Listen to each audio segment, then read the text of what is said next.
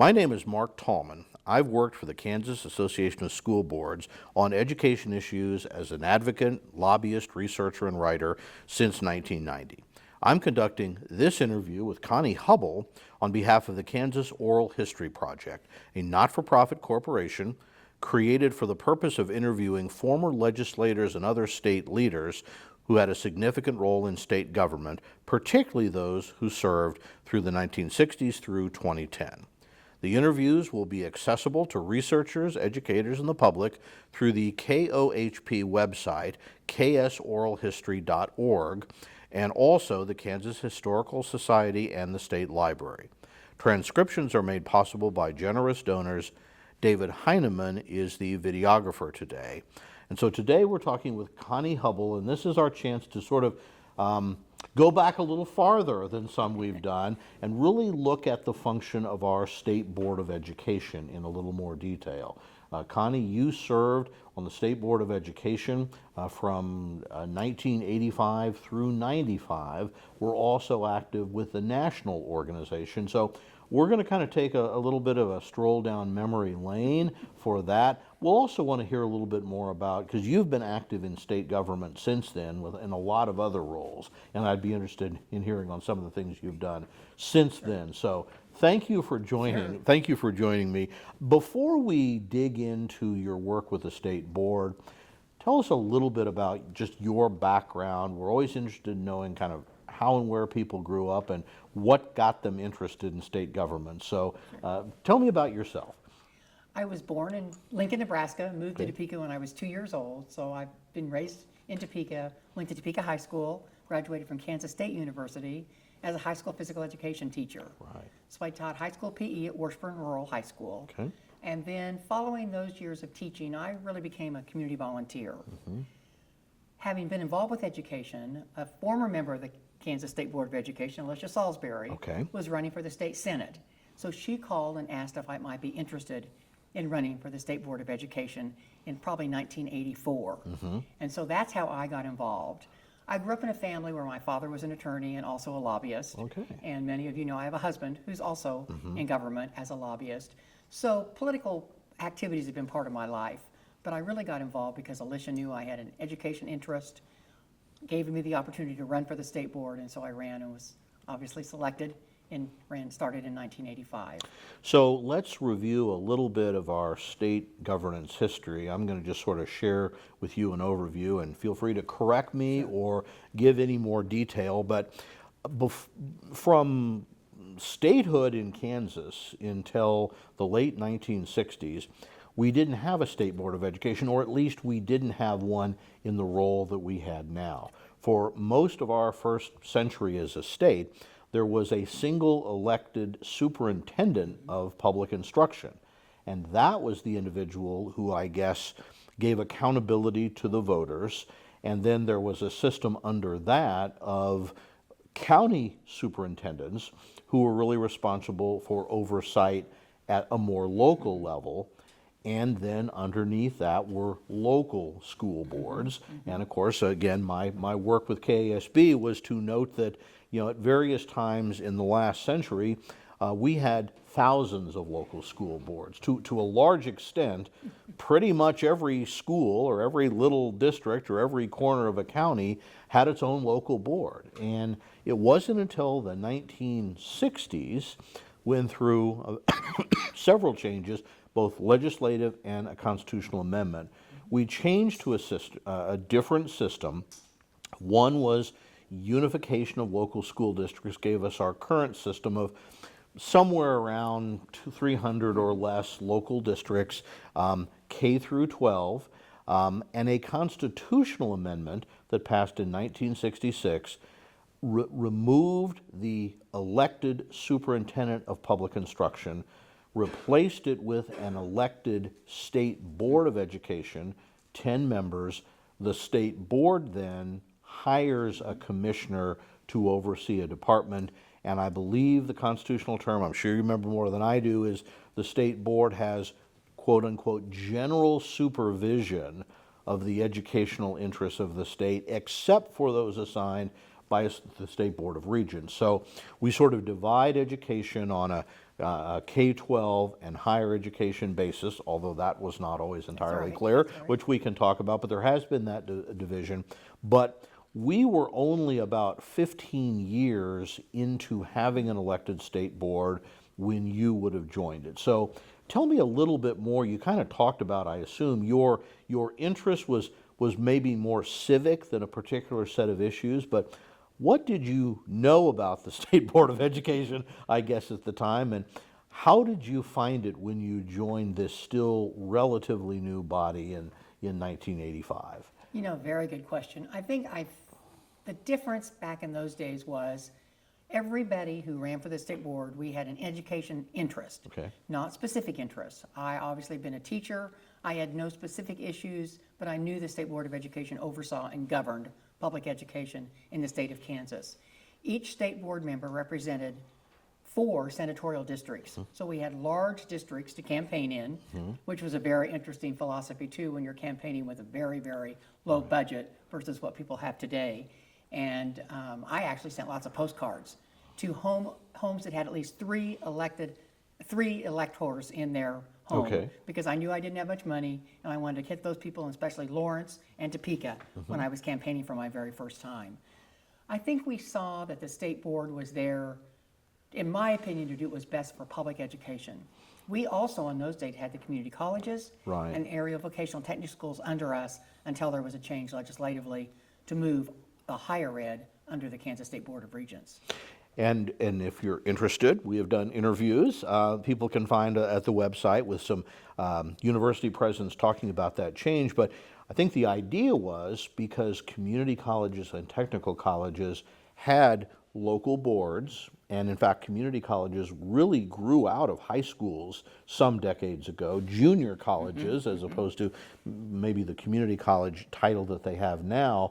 So at the time, the distinction was the state board really governed everything that had a local board, and the Board of Regents only oversaw the state universities in their role as state institutions. And I guess it would have been probably after your time that switch occurred. So yes, you were not only overseeing K-12, you were also overseeing, I guess you can to some extent say, what would that be, grades 13 and 14, Sure. in a way for Sure. those institutions Correct. before they became part of the Board of Regents. So, and then at the time, as you came on board, so who would have been your commissioner then, if you remember either, or who was the first one you really worked with in some extent? I worked with Host Dr. Blackburn Okay. and with Lee Drogemuller, Okay. or 2 I worked with. And we hired the Commissioner of Education. Right. So it was an elected State Board of Education of 10 members who then chose and elected and hired the commissioner, thinking that this gives you a very quality individual as somebody you hire who has education interest, not somebody who's elected by the public. A similar model to at local school boards, you have kind of lay board members, may or may not have education, but then they hire the superintendent, who is the professional that oversees on a full-time basis. So that model was kind of the same way. So again, I know this is looking back a little bit, but in the late 80s, I guess, let's look at that as we moved into the 90s. Do you recall what were some of the big state issues that you and your colleagues on the state board were dealing with? Probably 2 of the largest issues were we redid school finance formula. Okay. And we also talked and supported a program called Quality Performance Accreditation, both at the state level. Schools had been accredited on the number of hours that students went to school. We felt it was much more important to accredit schools on outcomes, on quality performance outcomes. We called it QPA. And so those were 2 very big issues. Of course, school finance, being led by Dale Dennis in those days, still working there, it was just a huge undertaking to be able to redo the school finance formula to, in what our mind, made it more equitable for all students, and especially those at-risk students by district. So those were 2 of the large things we did in the late 80s, and then moved on into the 90s. There were some other major issues that I think I helped take the lead on. Well, let's talk a bit about just some of those around funding and the quality. Again, a little bit of history, since this is kind of what this is about. My involvement, I had worked for college students as a lobbyist was, I think, when I met you during most of the 80s before I went to work for KSBE. But one of the key things that was happening at that time, or one of the major events in the early 80s in the Reagan administration, was a document or a publication called A Nation at Risk report. Not for the first time in American history, alarm bells were raised about the quality of education. And so, and I guess I only note that because in the decades since then, that issue of what are we getting, how well are our schools doing, what do, you know, are we facing an educational crisis, seemed we always were. That was the most recent one. And so to some extent, QPA was, Quality Performance Accreditation as it came to be ultimately known, was a desire to say we need to put more focus on outcomes. And one of those measures was standardized tests by the state as a way to give us, well, some sort of standard measure. So those would have been part of that discussion, as I would recall. Definitely. I think we didn't want to talk about seat time. It's more, what do you learn while you're at your educational institution, the grade schools through high schools. And it wasn't easy. I mean, it was a very controversial issue.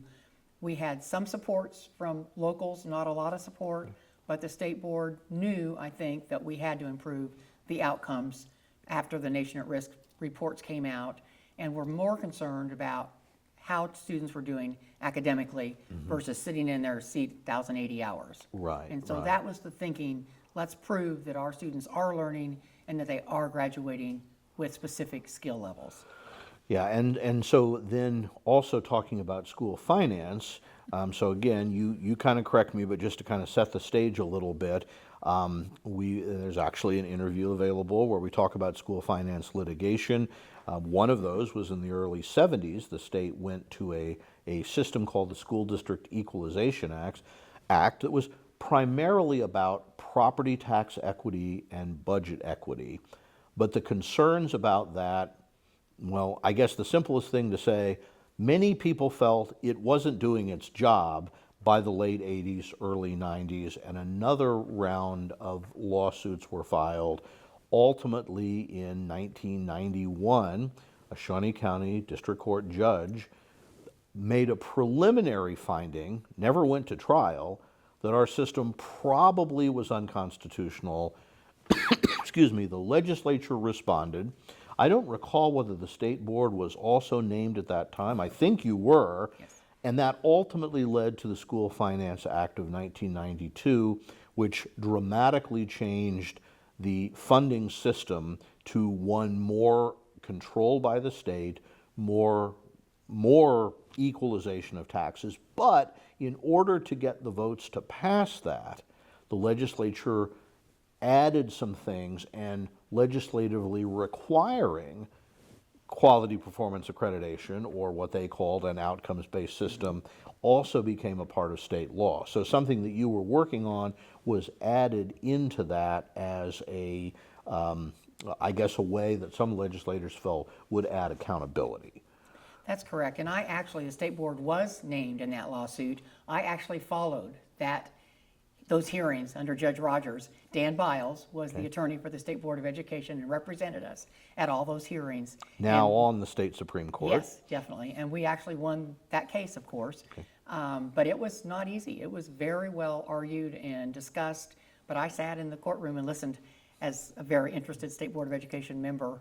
I don't know if I was chair at the time. Most likely I was chair of the state board, or at least, I don't know. I can't remember what year. Well, so during your 10-year time, you both served as chair at some time, but I believe you were also a legislative coordinator. Was that the term? So you also, more than some of your colleagues on the board, were kind of responsible for that relationship with the legislature. And I think it's fair to say that over the state board's history, the relationship with the legislature has not always been completely smooth. Am I remembering that correctly? I think that's very true. I think I was fortunate that I was able to be there for 10 years, work with the state legislature all 10 of those years. I lived in Topeka, so it was convenient for me to be there. I will tell you that Dale Dennis and others told me I grew in those 10 years from beginning to testify to the time I really felt much more confident after 10 years of testifying in front of the legislature.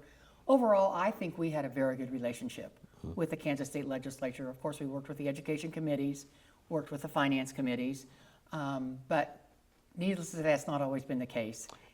And in fact, in those first, I'm going to say 20, 25 years of the state board's existence, there were several efforts by the legislature to change the board in some way through constitutional amendments, which would be required. Am I remembering that you were on the board for at least one of those? I actually was on the board for two of Okay, those constitutional okay. amendments.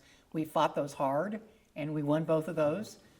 They wanted to make the state board appointed, thinking that would be a better system than elected. We always felt elected state board members meant we were responsible to the public, just as legislators and other elected officials, and were able to argue that the constitutional amendment failed the two times that we had it while I was on the state board. Yes, the interesting kind of split we have in the state constitution as amended in '66 is we have a board of regents, which is appointed by the Exactly. governor, but our board of education, the state board, is elected. The other, and I don't know how much we can try to go into this, but the other thing, as I remember, has been a bone of contention is the so-called self-executing power of the state board. Is that ringing a little bit of a bell for you?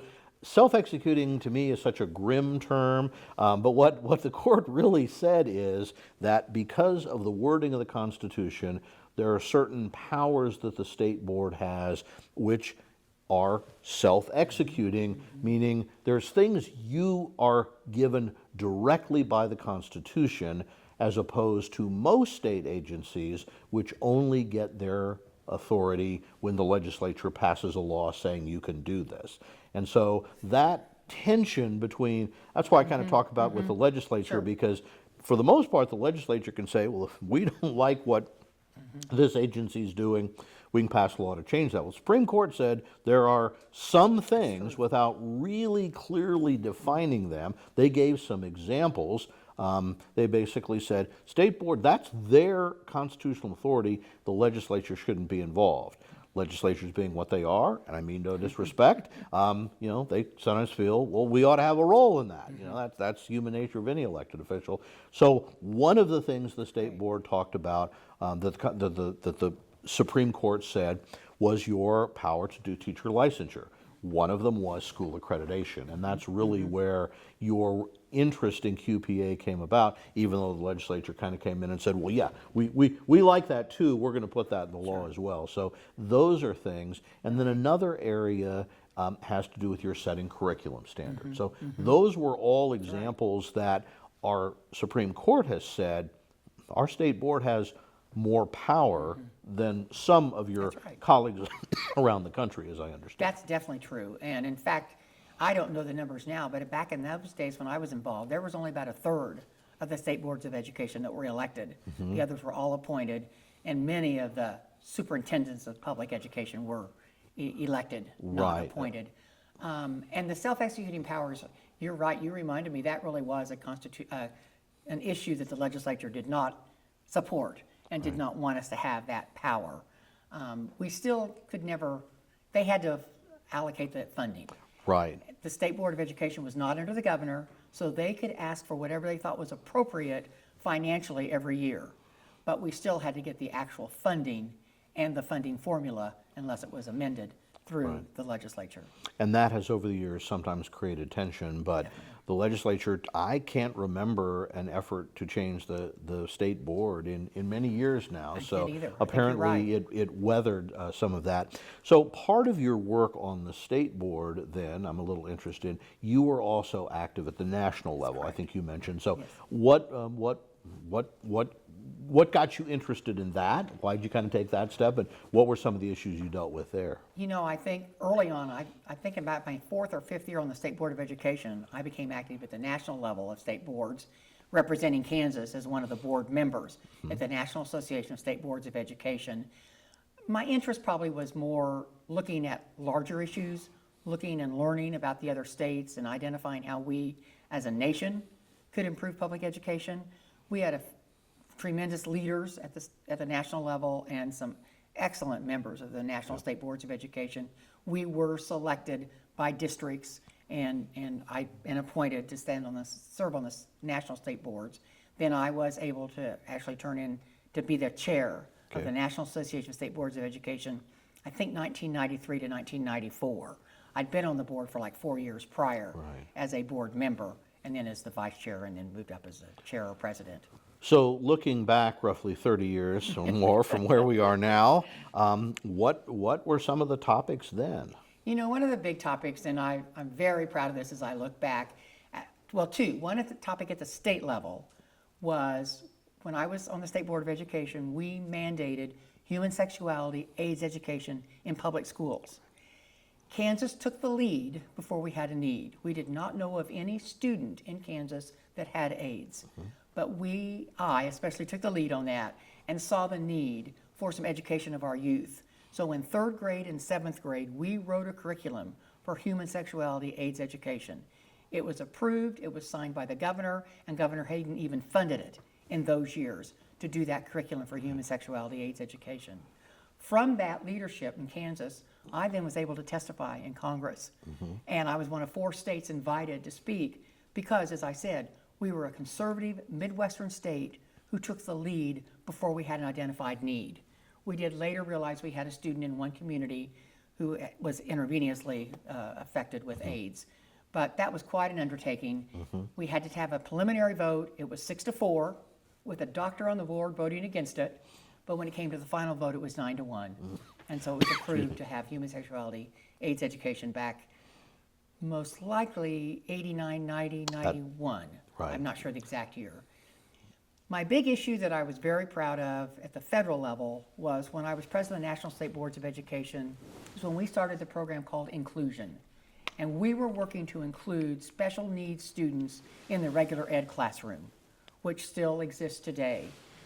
As it turns out, I had worked later in my life with developmental disability students at the state level, not knowing at the time I would, but we saw a movie on Peter that I think came out in about 1992 or 1993. Peter was a Down syndrome young man who in 3rd grade was integrated into his regular ed classroom and got invited to birthday parties and got included in things he'd never been included. So inclusion was a huge issue that we were able to approve at the national level that started across the country. Worcester Rural School District was one of the first ones in the state to start inclusion in Kansas. Well, and as I remember my history, and that's what this is for, Kansas was an early adopter of special ed and was doing some things even before the federal law was passed. And Kansas, I think, I don't know if this is still true, but was certainly the first and for a long time the only state that mandated gifted education as part of their special education law, which is not part of the federal law, never has been. So Kansas has typically, even though often complaining about not getting the funding that was maybe promised, has tended to be even a little bit out in front, I guess you could say, of some of these movements in special education. So again, this is 2025. We are recording this. I imagine more and more people will not really remember a time before special education. I would have been a child and have some vague memories of it beginning to happen in the 60s and 70s. Obviously, it's something that has had a tremendous impact, and certainly, it's important to remember, and this is something that probably people who are not directly involved, maybe as parents or students or teachers, along the way, things like inclusion has had such a major impact in terms of a system that said, well, you have to provide special services, but often done in a separate classroom or a separate facility, to a push to saying, to the greatest extent possible. And that was essentially the point, was it not? That's correct. And we are required to educate people who are identified as special needs through the age 21. And so that opportunity, though, to give them every opportunity to succeed to the highest level possible and be as much as included as a regular student as they could was a great outcome for the state and for the federal government. So you served about a 10-year period. Obviously, a lot of things were happening, and I think any 10-year period, we could probably point to a lot of those things happening. Are there any other issues from that time? I know I'm asking you, because I'm trying to do the same Sure, thing, because sure. those were years when I was just beginning to get involved in public education advocacy. I'm kind of trying to remember whether there are any other issues that kind of stood out at the time to you, either issues or changes in the state board or department or anything else. You know, I don't know that I can come up with any major issues. I think we think so much about funding. And the relationship, and I've already said this once, but the relationship we had with legislators was generally very positive. And so funding was probably not quite as controversial every year as it has been in the last few years of funding public education. So funding really was our mainstay all those years. Both working with educators, with school board members, with teachers, those were things that I was very comfortable doing. And I spent a lot of time out and about with either staff members from the Department of Education or other state board members. I did a lot of speeches, of course, and things like that, graduations at community colleges and high schools. But it was more just promoting public education. But I think when you think the main issue forever has been school finance. Yeah. And it's going to always be a major issue, is adequately funding public education to adequately educate our kids. And that, to some extent, means having some idea, and maybe this is a bit the problem, to what do we mean by adequate? And that can both be in terms of, so what should the expectation be for funding? But I think legislators may turn around and say, well, what should our expectations be of how well they're doing? Sure. And that, of course, means you get into questions of, well, how valid are test scores, and what are they saying, and why aren't we seeing more improvement? Some of those other measures. So, yeah, I think what you're talking about is that in many ways, the issues that you were facing in the 80s and 90s have kept coming back in different ways. And even issues like the human sexuality AIDS mandate, continues really to show up in issues of, legislative debates over parental opt-out issues, or over who sets curriculum, or questions of surveys, and are we being too intrusive, and the balance between what you might call a focus on academics, reading, writing, etc., versus, well, what role do schools play in some of these other issues, addressing other social needs have always been there. Well, and that's true. And I think the whole idea of educating to have specific opportunities to do some, I can't think of the right word, outcome education. In math, to go out on the football field and measure it that way versus just looking at it. So that the kids had some experiential opportunities to learn part of the outcome process. It is very difficult to determine how ready somebody is when they graduate from high school for work or for future education.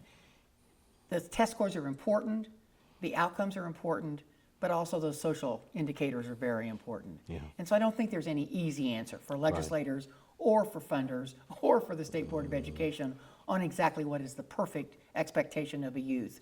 But we need to know that they have those academic skills to succeed either in the vocational world or the educational world once they get out of high school. Well, I guess what we might want to take a few minutes is just, so you left the state board in mid-1990s, but you didn't leave state government. So I'm kind of interested to talk a little bit about some of the roles that you've had since then, how you've kept busy after that service, and then maybe if you can, link back to some of that work. As you said, you've done work with disability issues and those sorts of things. Maybe what you've seen that either connects back to some of the work you've done or ongoing challenges that you see. Sure. Well, I left the state board in 1995. Some people recall that I had the opportunity to run for lieutenant governor with Fred Kerr, and we got beat in the primary by Bill Graves and Sheila Fromm. It was an experience I thought I'd never, ever experience. It was fabulous. I didn't sleep for months. Other people in the audience know exactly what that's like. But because of that, having lost I was ready to do something different. So I actually left in the middle of my third term. Okay. And then I went to work for Governor Graves. After we lost in the primary, I then started helping Governor Graves with his education issues in the general election. And so I was fortunate enough to go to work at SRS. Actually, Janet Shalonsky and Rochelle Chronister were my first two bosses at SRS, and I started working there first in welfare reform, and then I moved into being like a deputy secretary overseeing the mental health programs, developmental disability programs, the physically disabled programs. I had all the state hospitals under me, and on and on. And I went to work really at SRS with no true work experience other than my teaching. But the State Board of Education gave me that, I think, confidence to be able to lead a group of individuals that I really knew very little about workforce development back in those days, and obviously very little about mental health or developmental disabilities. But when you have good staff, you can learn it, you can do it, and I was the leader more than the implementer. Right. So that was what got me out of the State Board of Education and into other government programs. Was I was just ready for a change, and worked for SRS for a few years.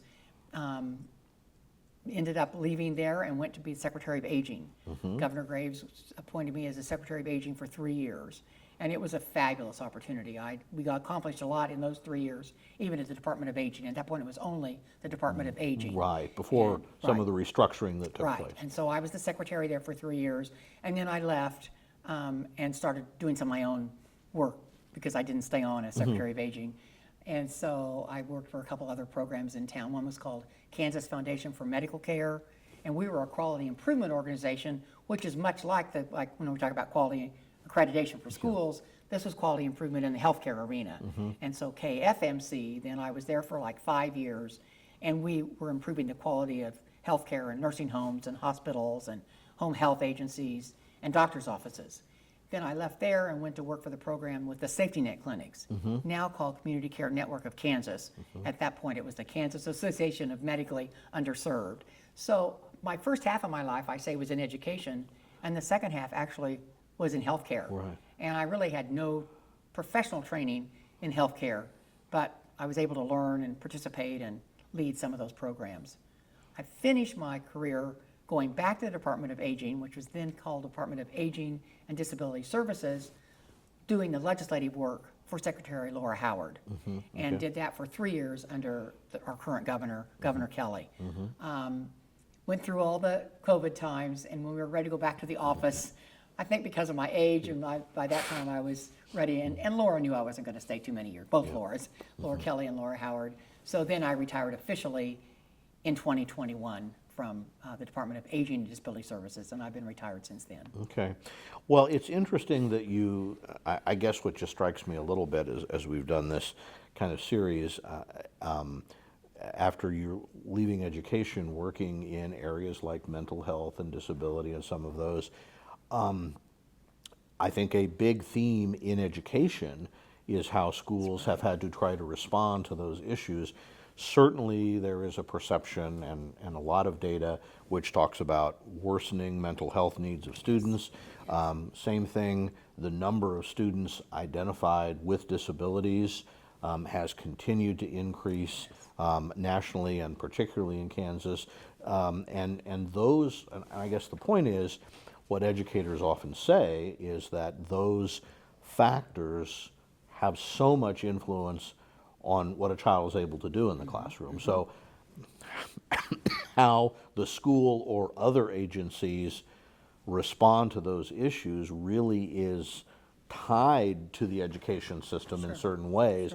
And certainly schools have done more with mental health and they've added more of these issues. Often, although the legislature sometimes talks about, wanting to kind of get back to basics, has funded more mental health services and those kinds of things, I think recognizing it. So it's interesting how your career has continued to track with what have been big issues for our school system. That's very interesting, and I'd really never put two and two together for that. But you're right, and because of my experiences in mental health now, I've become a huge mental health advocate and disability advocate as well. But you're right, they do tie together. You've got to provide mental health services and services for the development disabled and the physically disabled in the public education arena and in the higher education arena for those individuals that qualify. And so, it's a very good analogy that there is a lot of collaboration and coordination, and probably I had more interest in that than I realized, even coming out of education, to try to educate that whole person and serve that whole person. I think it's one of the things that makes our ability to sort of measure education over the decades more difficult is because the needs of students today, by a lot of measures, are just so different than decades ago. And so being able to evaluate how well kids are doing academically or making progress or that sort of thing is kind of complicated. If we had the same type of student body as we did in the 80s and 90s, the results might very well be different. Of course, we don't know for sure, but that would be a part of it. But as we've been doing these interviews, what I've kind of reflected on a little bit with all the people that I've talked to is, for all our debate over test scores and challenges and those things that are out there, we have continued to see the overall education levels in Kansas and nationally. We have never had more people who've graduated from high school. We've never had more people earning a post-secondary degree, and we've never had more, I guess you could say, economic rewards for getting more education than we have right now. So in a broad sense, our educational outcomes have improved over this time. It's just sometimes hard to see year to year because there continue to still be gaps and problems and things that people can point to. So I guess just something to reflect on maybe, and maybe I'll let you, so now that you've heard that, I'll give you a chance to see, as you kind of look back on your career, if there's any other things that you, I guess, are particularly proud of, or maybe things that you look back with a little bit of regret or you didn't quite get done. You know, I think some of the opportunities I had, I would have never expected to have. I was thinking when you were talking, I was on one of the very first parents as teacher national boards. Okay. And when you were talking about the difference in education now, there's a difference in the family makeups than there were when I first started and when parents as teachers started. And that was a rewarding opportunity. Later in life, I actually was a lobbyist for parents as teachers. And so there are connections that you don't even put together always as you think back on some of those programs. But one of my other opportunities that I hadn't mentioned was I was chair of the Kansas Health Policy Authority, which was something established under the Governor Sebelius era. And I was appointed by actually Doug Mays, but then Governor Sebelius appointed me as the chair of the Health Policy Authority. So the connections between education and healthcare are probably much greater than I even in my own mind had ever put together. And the learnings that you probably have clear back as an educator. You know, when I was on the state board, we were very congenial. We worked well together. Actually, it's interesting that 9 of us were Republicans and 1 was a Democrat. But you would have never known when I was on what political party we were in, because you did run as a Republican or a Democrat, different than the local school board. Right. Now it's much different. But in those days, we were very congenial. We still had differences of opinion, of course, and worked diligently to make things happen. But times have changed. And as you were talking, I think the reflection on just families, opportunities I had both at the state and national level are something I could never, ever, repay. It's been a great experience and a great learning process. Well, you certainly spent decades working for the people of Kansas, and you are to be thanked for that. I will give you one more chance before we wrap up to see whether there's anything that we've missed in this discussion that you want to leave our viewers with. I don't think so. I do want to thank you all for thinking about the State Board of Education. Obviously, to me, it's one of the most important groups still in this state and in this country. I am such a huge supporter of public education and know that without public education, adequate public funding, and public support for public education, our youth will not succeed and will not be able to continue in the realm they are now. So this has been an eye-opener for me. Thank you all for inviting me to participate. I will always be a strong public educator. I will do everything I can to support our youth and our adults in their education endeavors. Well, thanks for your time and your service, and obviously want to thank the viewers who make this possible. Connie, appreciate your time. Thank you so much, Mark. Thank you.